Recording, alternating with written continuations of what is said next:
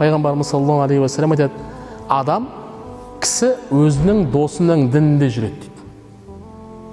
Сондықтан сен әрқайсысың кімді дос етіп жүргендігіне қарасын дейді. Біздің қоғам өкінішке орай әртүрлі адам бар. Күнәһар бар ма? Бар.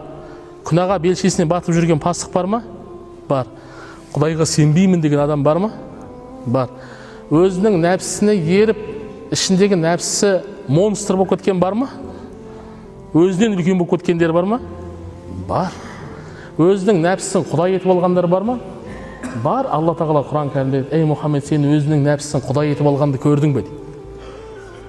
Өз нәпсісін құдай етіп алғанды көрдің бе?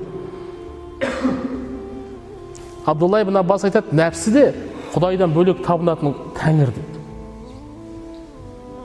Бар ма ондайлар? Бар.